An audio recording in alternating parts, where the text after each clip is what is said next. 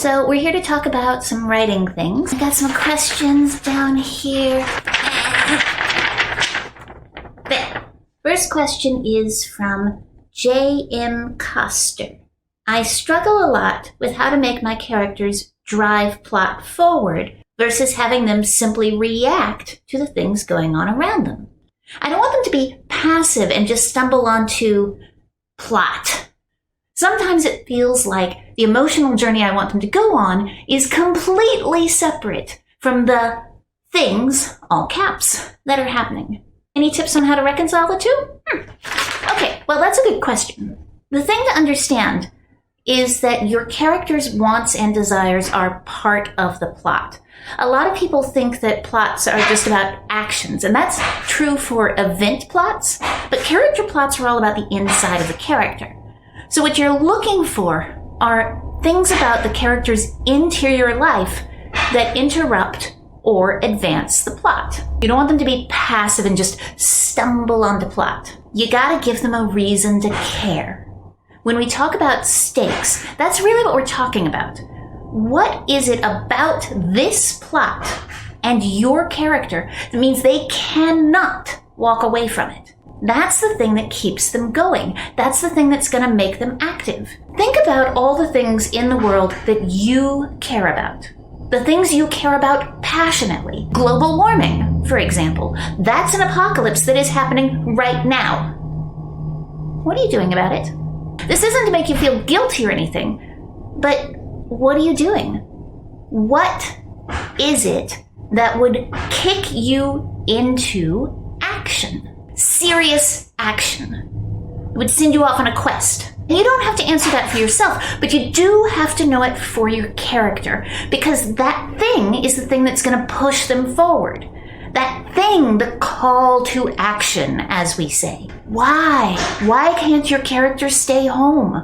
What is it that makes them want to move, that impels them? That's a hard question to answer. So I'll give you a couple of tools. The first thing is that most of us are defined by our objective and our super objective. This is a theater term. The super objective is like the big picture thing. Like, what is your deep desire? Oh, the thing you most want. Objective is the thing you're going to do right now to try to achieve that. Usually the super objective involves something, some aspect of self that you are not happy about or that makes you feel safe. But you act because you don't have it. Let's say that you are mostly driven by vanity. That's a thing. Or you're driven by money or love. Whatever that thing is, that's the deep super objective. That makes you feel safe. When you feel loved, you feel safe. When you have enough money, you feel safe. When you are admired, you feel safe. When you don't have those things, you don't feel safe, so you have to act to try to feel safe.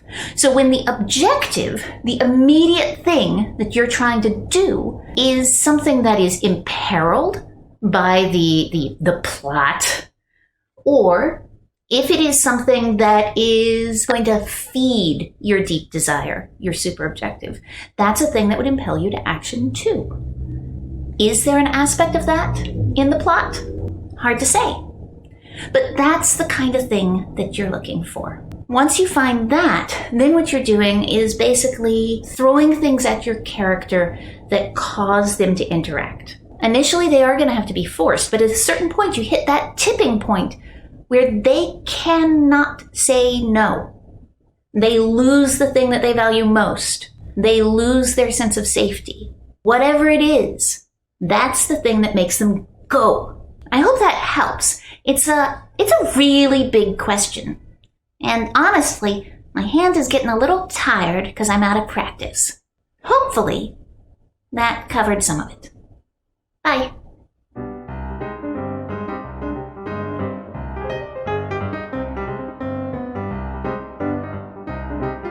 Seventeen. Oh, f*** it.